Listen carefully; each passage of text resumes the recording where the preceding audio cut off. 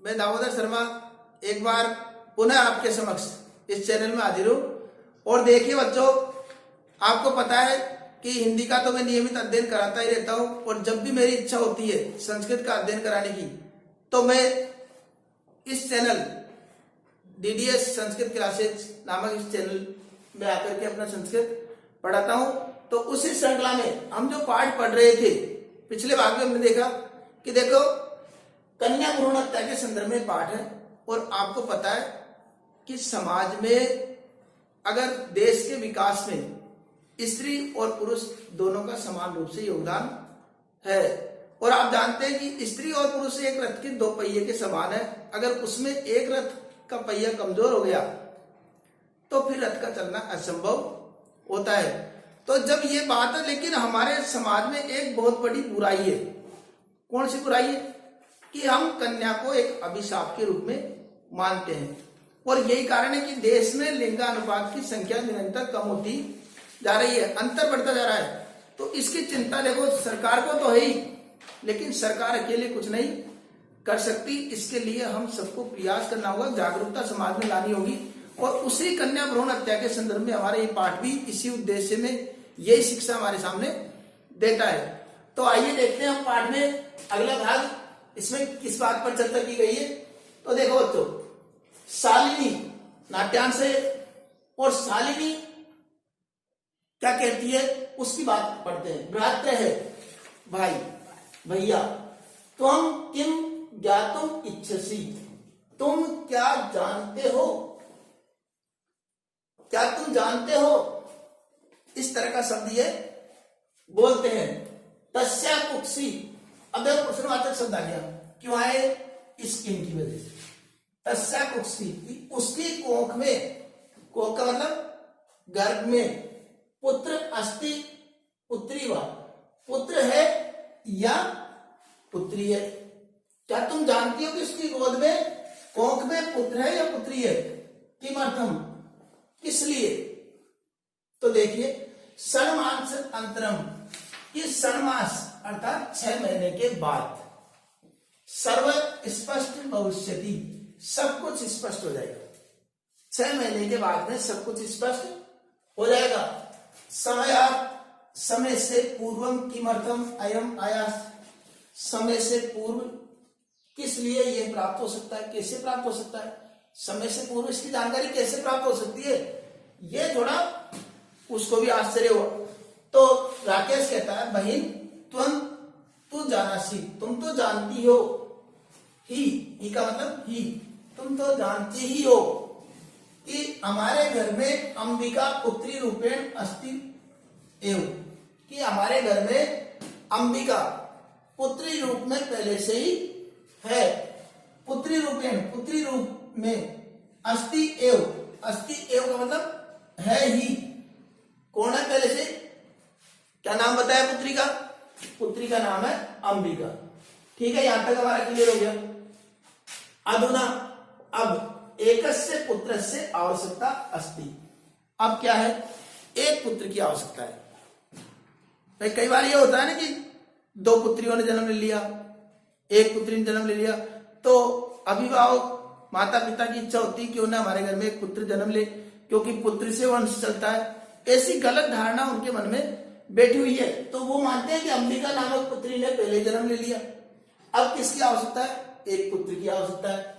तरी, तरी का मतलब तो, और तो के बाद में लोभ सूचक शब्द लग जाता है। लोभ सूचक का मतलब कि उसकी बात काट करके बीच में कोई दूसरा बोल जाए। जिसे कहते हैं ना, अगर ये काम नहीं किया तो देश देश, तो इसका मतलब आगे की प्रक्रिया खुद समझ जाओ। अब इसकी बात को रोक करके दूसरा जवाब देता है शालिनी। शालिनी क्या जवाब देती है? तो पे खत्म हुआ, तो से चालू कर दिया उन्होंने। तरी तो कुक्षी पुत्री अस्ति, कि उसकी गर्भ में पुत्री है। चेत यदि अंतव्य, तो क्या पुत्री अगर गर्भ में है तो क्या मार दोगे उसको? यदि आपको पता लगा कि पुत्री है गर्भ में, तो क्या करोगे? मार दोगे? अंतव्य मार दोगे? तीव्र स्वरेण, तेज स्वर में बोलती है, गुस्सा आ जाता है उसको, और तेज स्वर में क्या बोलती है? हत्या है पाप, हत्या करना पाप है। और ऐसे दुष्कृत्य को तुम करने जा रही हो, क्या तुमको उचित लग रहा है? इस प्रकार की बात में कर तुम प्रवृत्तो अस्मि, तुम इस कार्य को करने के लिए तुम प्रवृत्त हो रही हो, तुम इस कार्य को, इस दुष्कृत्य को, पाप करने को प्रवृत्त हो रही हो, ऐसा क्यों? राकेश कहता न हत्या, हत्या नहीं है, तू न, ये हत्या नहीं है। इसी बीच में फिर रोक दिया, किसको? राकेश को। अब रोक करके क्या कहा जाता है, क्या नहीं कहा जाता है, क्या कन्या भ्रूण हत्या होगी या नहीं होगी, ये सब कुछ बातें जानने के लिए हम अगले भाग में पढ़ेंगे।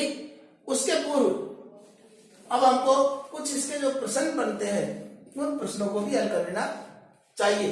देखो बच्चों, प्रश्न हल करने का बहुत ही आसान तरीका मैं बताने जा रहा हूं, उसको ध्यान से सुनो। किस तरीके से हम प्रश्न हल कर सकते हैं? त्वम किम ज्ञातुम, क्या तुम जानते हो, इच्छसी इति कै पृच्छति। ये जो लाइन आई है, पहले तो ये लाइन ढूंढो, पंक्ति ढूंढो, कहां पर आई है कि तुम, ये लाइन यहाँ पर प्रथम में आ गई, प्रथम में ये पंक्ति आ गई, इति कै पृच्छति, ऐसा कौन पूछता है। तो कहे के स्थान पर हमको उत्तर लिखना है। तो कहे का मतलब है एक नाम लिखना उस जगह, कहे का मतलब कि कहे को हटा करके उसकी जगह एक नाम लिखना है। तो किसका नाम लिखेंगे हम? कौन पूछता है ये? इति शालिनी पूछती है। ऐसा कौन पूछता है? शालिनी पूछती है। अब देखो, शालिनी नाम इससे ले गए, तो प्रश्न में आपके समक्ष ये थोड़ा सा गलती से हो गया था कि का आएगा, का पृच्छति, कौन पूछती है, तो का मतलब हमको स्त्रीलिंग में उत्तर देना है, तो शालिनी हो गया। अगर कहे होता यहाँ पर, कहे क्यों हटाया और का क्यों लिखा, उसका भी कारण स्पष्ट कर दूं। अगर कहे का उत्तर अगर हमको देना है तो उसका उत्तर पुल्लिंग में आएगा और का उत्तर आएगा स्त्रीलिंग में। ठीक है, हो गई बात क्लियर। कदा सर्वे स्पष्टम भविष्यति, कब सबको स्पष्ट होगा किस बात का, कि पुत्री है या पुत्र है, इस बात आएगी यहाँ पर। तो षण्मासा अंतरम, 6 मास बाद। ठीक है, तो कदा का मतलब हमको समय के हिसाब से उत्तर देना है।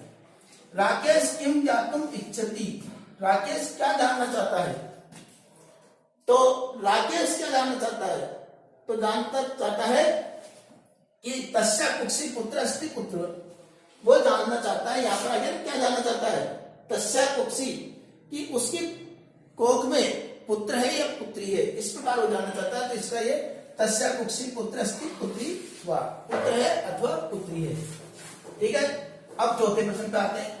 राकेश की दृश्य पापम कर्तुम प्रवृत्तोसि, राकेश किस प्रकार का पाप करने के लिए प्रवृत्त हो रहा था। राकेश किस प्रकार का पाप करने के लिए प्रवृत्त हो रहा था, तो किस प्रकार का पाप करने के लिए प्रवृत्त हो रहा था, हत्या है पापम, हत्या का पाप करने के लिए प्रवृत्त हो रहा था। क्योंकि कन्या को भ्रूण में मारो या प्रत्यक्ष से मारो, हत्या तो कर रहे हम, तो हत्या करने के लिए हो रहा था।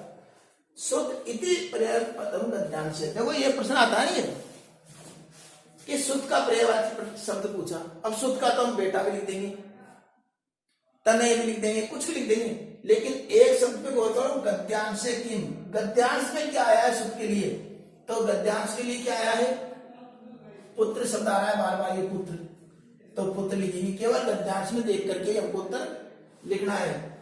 ऐसे ही अगला प्रश्न, अस्ति एवं पदस्य संधि विच्छेदम कृत्वा, तो अस्ति एव, अस्ति का संधि विच्छेद करके लिखो, तो अस्ति धन एव, इस प्रकार हमको इसका संधि विच्छेद करना है। संधि कौन सी हो गई, यण संधि, यण संधि ये हो गई।